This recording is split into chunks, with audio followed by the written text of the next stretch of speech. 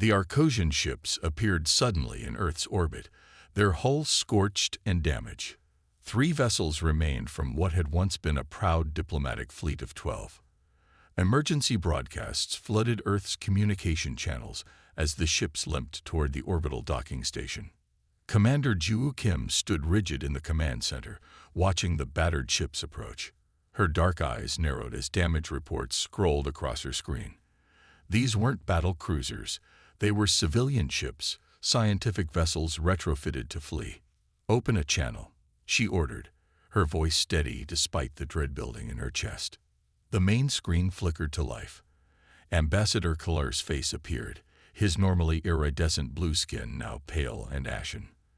The translator chip embedded near Juwoo's ear converted his clicks and whistles to clear Korean, then English for the international crew. "Commander Kim," Kalar's voice trembled. "The Council has struck. Without warning. Without mercy."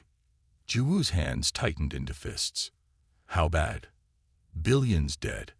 Our home planets, all 3, bombarded from orbit. The Council declared our alliance with humanity a threat to galactic order." Kalar's 4 eyes blinked rapidly, a sign of extreme distress in Arcosian physiology. "We are the last official delegation. Some refugee ships escaped, but they're being hunted through nearby systems." The command center fell silent. Earth had only developed faster than light travel 8 years ago. The Arcosians, with their advanced biological sciences but limited weapons technology, had been humanity's first allies, helping Earth navigate the complex politics of the galaxy. The Galactic Council, 12 ancient species who controlled most known space, had viewed the rapid human expansion with suspicion, but no one had expected this. "Get those ships docked," Juwoo ordered her team. "Priority medical teams, full security clearance." An hour later, Juwoo sat across from Killard in the station's secure conference room. The ambassador's hands shook as he projected holographic images of the devastation.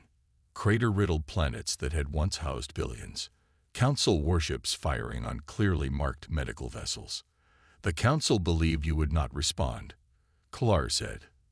"They calculated that humans, being new to space, would break ties with us to protect yourselves." "They were wrong," Juwoo said firmly. "You don't understand, Commander. The Council controls thousands of worlds.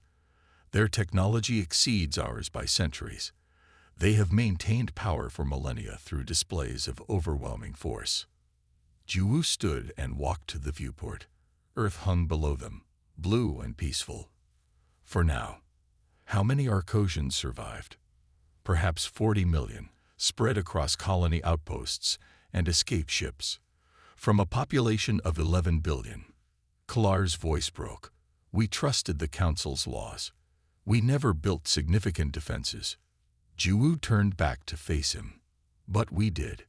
Earth's history of conflict had driven military innovation even as humanity reached for the stars. The defense budget had remained high despite the peaceful first contact with the Arcosians. Old habits died hard, a fact that might now save both species. "The Council believes humans are primitive," she continued. "They've monitored our official ships, seen our diplomatic technology, but they haven't seen our military capabilities. We've been careful about that." For the first time, a hint of hope flickered in Kalar's eyes. "They believed we would stand aside," he said softly. "They did not understand what it means to be allied with humans." Juwoo nodded. "Earth has fought itself for thousands of years. We know war in ways peaceful species cannot imagine." She activated her comlink. "Connect me to the Defense Council. Priority Alpha." The screen lit up with faces of military leaders from Earth's United Nations. "The Arcosian civilization has been attacked without provocation," Juwoo reported. "Billions dead. Their delegation requests asylum and military assistance." The Defense Council listened gravely as Kalar shared the recordings again. "We will need to act quickly," said General Lee. "The Council must not realize we're preparing a response." Admiral Taya nodded. "Our stealth fleet can be ready in 3 days. The new Thunderbolt-class destroyers in 7. Juwoo looked at Kalar. Tell your people to hide, any way they can. We're coming for them, and for the Council." Klar bowed his head. The Council has existed for 12,000 years. No species has successfully challenged them. "Then it's time someone did," Ju said. "Earth stands with its allies. Always." The orbital shipyards above Earth transformed overnight. Civilian construction projects were pushed aside as military vessels took priority. Hidden production facilities on Mars and Europa, disguised as mining operations, revealed their true purpose. Workers labored in triple shifts as Earth prepared for war. Admiral Do-Yeon Park stood before a holographic display of Earth's combined fleet. At 53, his hair had gone completely gray, but his eyes remained sharp as he assessed their forces. Representatives from 37 nations filled the underground command center beneath the Pacific Ocean. "The Council believes we are technologically inferior," Admiral Park said, his voice calm but firm. "And in some ways, we are. Their ships are faster, their energy weapons more powerful. Their shields can withstand conventional attacks." He gestured, and the display changed to show detailed scans of Council warships, collected secretly over years of observation. "But we have advantages they don't expect. Humanity has been fighting itself for millennia. We've developed weapons and tactics they've never encountered." The Admiral tapped his console, and new ship designs appeared. Earth vessels unlike any that had been shown to the galactic community. "These are our true defense forces. While we sent diplomatic ships with minimal armaments to Council meetings, we were building these. Stealth technology. Kinetic weapons that bypass energy shields.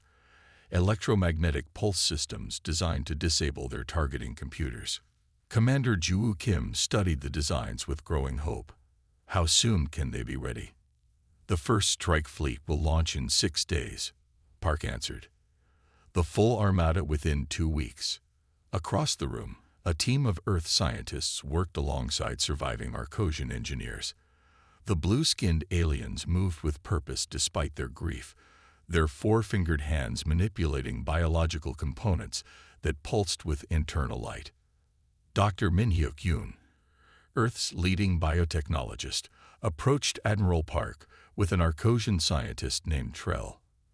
Between them, they carried what looked like a living circuit board, veins of luminescent fluid running through crystalline structures. "We've done it," Dr. Yoon said, excitement breaking through his professional demeanor. "The Arcosian bioneural systems can integrate with our ship computers. The processing speed is incredible." Trell spoke, his translator converting his clicks and whistles to English. "Our people always focused on biological technology, while yours mastered mechanical and digital systems. Together, we create something neither could achieve alone." Admiral Park examined the bioneural interface. "What advantages will this give our ships?" "Reaction times 10 times faster than conventional systems," Dr. Yoon explained. "Predictive capabilities that border on precognition. And most importantly, complete immunity to Council hacking attempts." 3 days later, Commander Kim stood in a massive hangar beneath the lunar surface, watching as workers installed the new bioneural systems into Earth's most advanced destroyer. The ship looked conventional from the outside, all hard angles and armored plating. But inside, living technology pulsed alongside mechanical systems. "It's beautiful," she said to Admiral Park as he joined her on the observation deck. "And deadly," he added. "The Council expects us to cower or to launch a desperate emotional attack they can easily crush. They don't know we've been preparing for this possibility since our first deep space scans detected their weapon signatures." Throughout the solar system, similar scenes played out. Asteroid bases that appeared on no official maps activated hidden shipyards. Orbital platforms designated for scientific research revealed missile batteries and fighter bays. Earth's colonies on Mars and the moons of Jupiter mobilized their defense forces. In the medical bay of the lunar base, Arcosian survivors volunteered to interface directly with Earth's ships. Their natural telepathic abilities, combined with human neural link technology, created pilot systems that could react faster than any Council eye. "We were a peaceful people," Ambassador Klar told Commander Kim as they watched an Arcosian pilot meld with a fighter craft. "But the Council has taught us that peace requires strength to defend it." On the seventh day, Admiral Park addressed the combined fleet commanders from his flagship, the ESS Defender. 142 warships had gathered in the shadow of Neptune, hidden from long-range scans. "The Council believes they've eliminated a potential threat and frightened a primitive species into submission," he said, his image broadcast to every ship.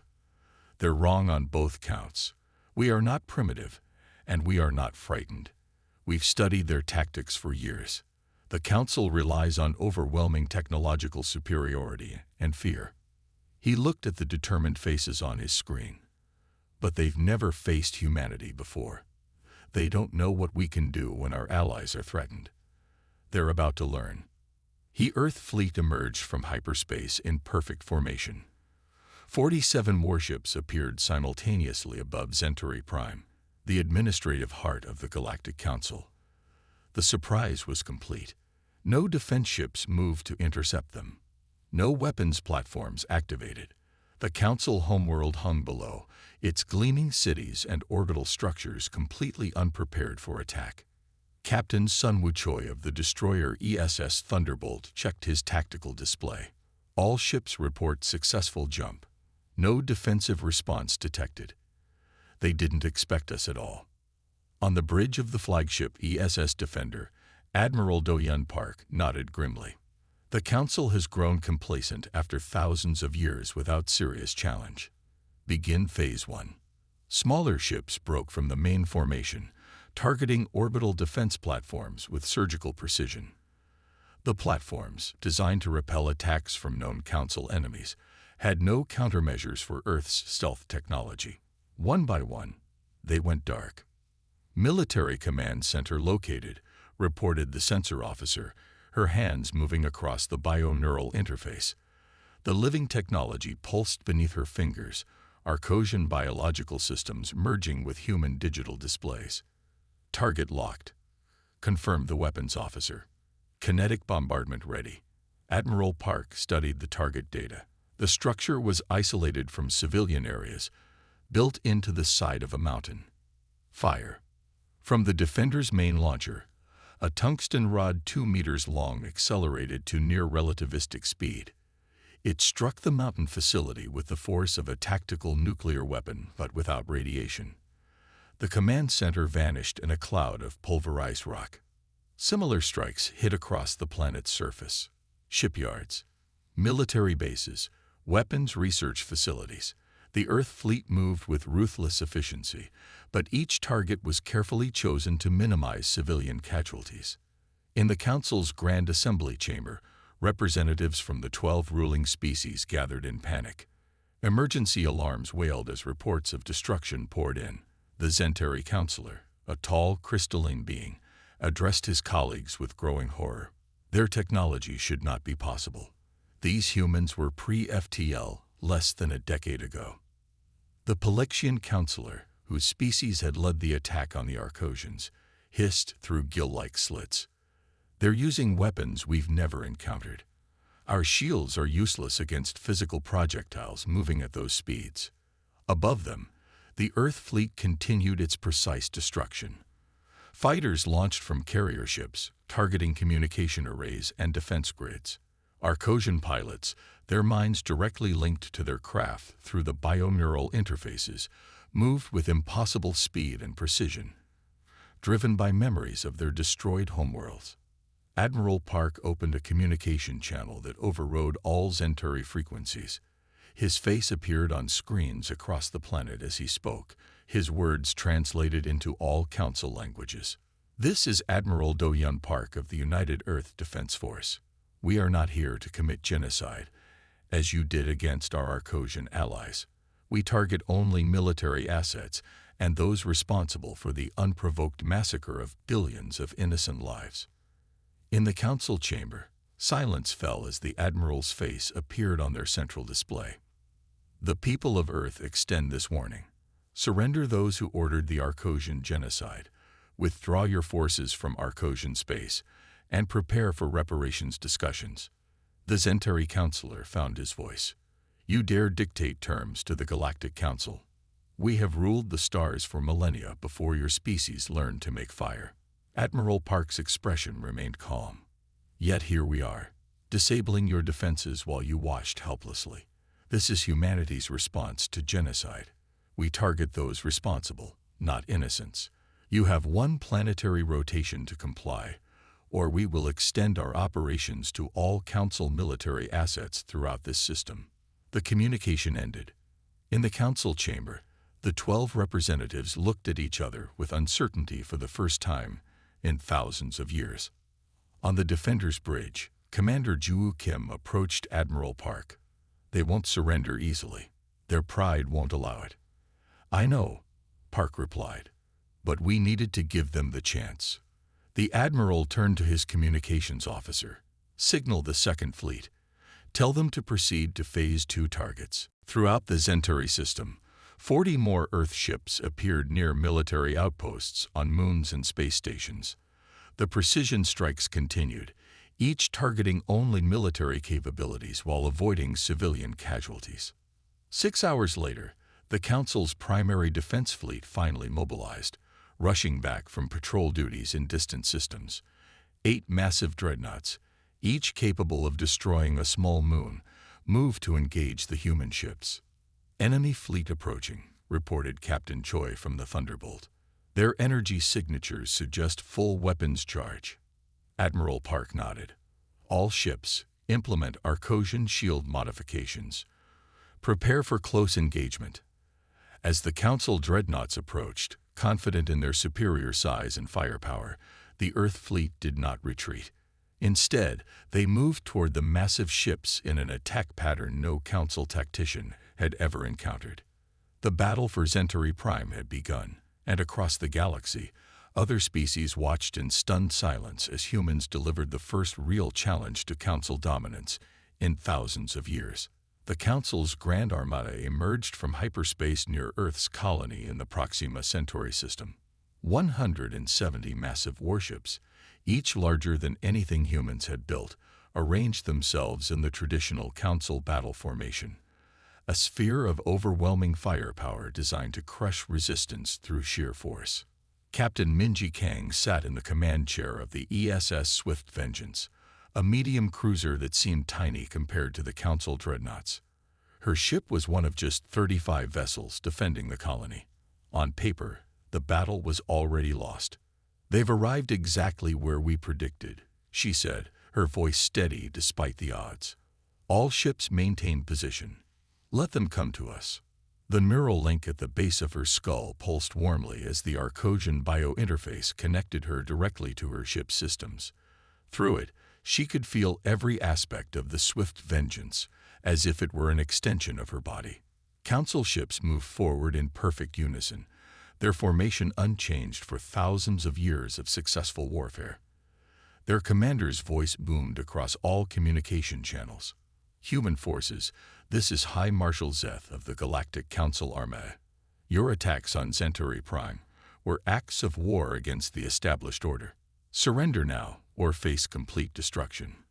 Captain Kang didn't respond. Instead, she sent a simple neural command through her biointerface. Execute Operation Hornet's Nest. Her small fleet scattered in seemingly random directions. To the Council tacticians, it appeared to be panic, a disorganized retreat in the face of superior forces. High Marshal Zeth ordered his ships to advance faster, eager to crush the human resistance quickly. What the Council didn't know was that Captain Kang's fleeing ships were deploying thousands of tiny automated drones, each barely larger than a human hand. As the Council Armada advanced, these drones attached themselves to the massive warships' hulls, undetected by sensors calibrated to find enemy vessels, not small objects moving at low speeds. All drones in position, reported Lieutenant Chino, his hand steady on the tactical console. Council ships have entered the kill zone. Captain Kang nodded. All ships, execute attack pattern Delta. Activate drones. The scattered Earth fleet suddenly turned as one and accelerated toward the Council formation. At the same moment, the thousands of drones activated, burning through the hulls of the Council ships and targeting specific systems. Communications, weapons control, shield generators. Alarms blared across the Council armada as systems failed simultaneously. Their perfect sphere broke apart as ships lost coordination. Captain Kang's voice now echoed across their command channels. "This is how humanity fights, Marshal Zeth. We've studied war for millennia. Against ourselves. We don't rely on size or tradition. We adapt." The swift vengeance accelerated directly toward the largest Council dreadnought. Council gunners fired desperately, but the cruiser moved with impossible speed and precision, the Arcosian bio-interface allowing Captain Kang to react faster than any conventional pilot could. "Target their main power core," she ordered. "Fire kinetic penetrators." 6 tungsten rods launched from the swift vengeance, accelerating to tremendous speed.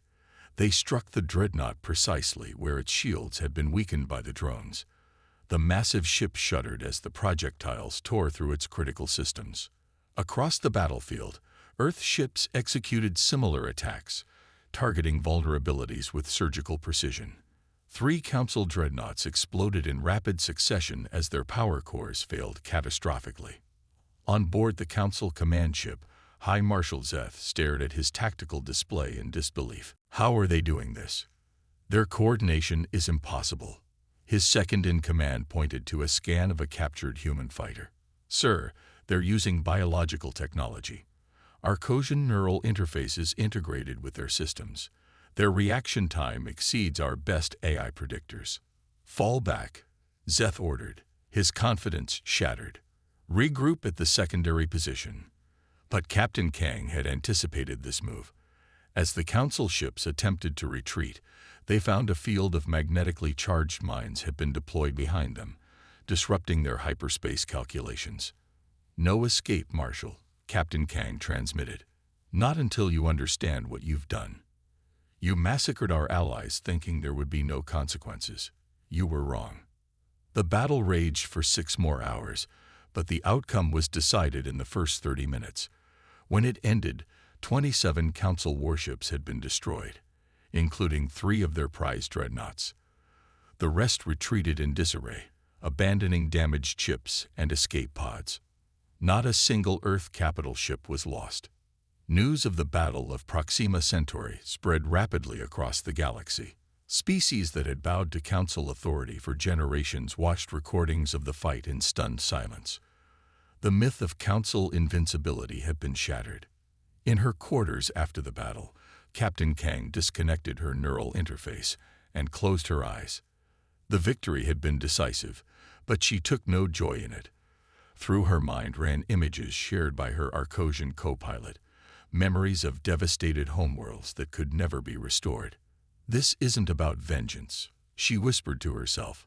"It's about justice, and ensuring this never happens again." On Earth, Admiral Park received the battle reports with grim satisfaction. The Council would now understand that humanity was unlike any species they had encountered before. The real negotiations could finally begin. The Grand Council chamber fell silent as Ambassador Jioli entered. The circular room, designed to showcase the Council's majesty, now felt oppressive under the shadow of defeat. Above the planet, 70 Earth warships maintained position, their weapons silent but ready. 6 months of war had changed everything. The Council's once mighty armada existed now only in scattered remnants. 3 of their core worlds had lost all military capability. Trade routes they had controlled for millennia now operated under Earth protection. Ambassador Lee walked slowly to the center of the chamber, her simple black uniform standing in stark contrast to the elaborate ceremonial robes of the Council members. 2 Arcosian survivors accompanied her, Ambassador Kalar and a young female named Neri who had lost her entire family in the massacre. The Zentari counselor, his crystalline body dulled with stress, addressed her first. "The Council acknowledges Earth's military accomplishments. We are prepared to discuss terms for cessation of hostilities." Ambassador Lee's expression remained neutral. "I am not here to negotiate a ceasefire. I am here to establish justice."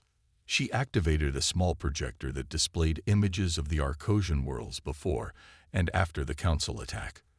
Lush, beautiful planets reduced to cratered wastelands. The Council members shifted uncomfortably. 12 billion lives, Ambassador Lee said quietly. Civilians, children, all erased because you feared an alliance you didn't control. The Palexian counselor, who had authorized the initial attack, hissed angrily. Your species was expanding too rapidly. The Arcosians were providing you with technology beyond your development stage. The balance of power was never threatened, Lee interrupted. We sought only peaceful exchange. Your own intelligence reports confirmed this, yet you chose genocide anyway. From her briefcase, she removed a data crystal and placed it on the central table. These are our terms. They are non-negotiable. The crystal projected a detailed document. The council members leaned forward to read, their expressions changing from defiance to shock. You demand the surrender of council members responsible for the Arcosian attack to face justice. The Zentari counselor's voice cracked with disbelief. Yes, beginning with Councilor Xal of the Palexian Dominion, who gave the final authorization. Ambassador Lee pointed directly at the gill-faced alien, who shrank back in his seat. Furthermore, she continued, 40% of Council military resources will be redirected to Arcosian restoration projects. 3 uninhabited worlds with suitable environments will be granted to the Arcosian survivors as new homeworlds. Young Neri stepped forward, her blue skin pale but her 4 eyes steady. My people numbered in billions. Now we are less than 40 million scattered across refugee camps. Justice cannot restore our dead, but it can give the survivors a future. The council chamber erupted in protests. The Zentari counselor rose to his full height. These terms are unprecedented. The council has existed for 12,000 years. You cannot simply. We can, Ambassador Lee said firmly. And we will. Look above your worlds. Remember the Battle of Proxima Centauri. Remember what happened to your dreadnoughts at Kilari Deep. She let the words hang in the air before continuing more softly. But also remember this. At each engagement, Earth forces targeted only military assets. We could have bombarded your homeworlds as you did to the Arcosians. We could have destroyed you as you destroyed our friends. Instead, we offer a chance to build something better. From the corner of the chamber, a previously silent member of the council spoke. The Viraxian representative, whose ancient species had been one of the council's founders, raised a gnarled hand. The human speaks truth. I have reviewed their combat records. They showed restraint when they had every reason for vengeance. Perhaps the council has ruled too long without challenge, without perspective. Slowly, other council members began to nod. The Zentari counselor sank back into his seat, defeated not by weapons, but by the moral weight of the moment. Ambassador Lee placed one final crystal on the table. Our final term. The Galactic Council will be restructured. All spacefaring species, regardless of technological development, will have representation. Decisions affecting multiple worlds will require broader consensus. On the screens around the chamber, communications from dozens of previously subjugated species appeared, all supporting Earth's proposal. The council members realized with growing clarity that their defeat was not just military but political. 3 days later, the formal surrender was signed. Councilor Xal and 6 other officials responsible for the Arcosian massacre were transferred to a neutral justice station. Construction ships were already departing for the new Arcosian homeworlds. Admiral Park and Commander Kim watched from the bridge of the ESS Defender as Ambassador Lee returned from the Council world. Is it really over? Commander Kim asked quietly. Admiral Park nodded. This phase, yes. But building something better than what came before, that's just beginning. Across the galaxy, species that had lived under Council dominance for millennia watched in astonishment as the order changed. Not because humans had proven to be the most violent or technologically superior species, but because they had demonstrated something many had forgotten. The strength that comes from defending allies, the wisdom of targeted justice over indiscriminate violence, and the transformative power of mercy following victory. Ambassador Kalar, standing beside Ambassador Lee as they departed the Council world, summarized it simply. They destroyed our worlds because they feared what humanity and our Kojans might become together. In doing so, they created exactly what they feared, but also something they never expected: a chance for a more just galaxy. Retriclaude can make mistakes. Please double-check responses.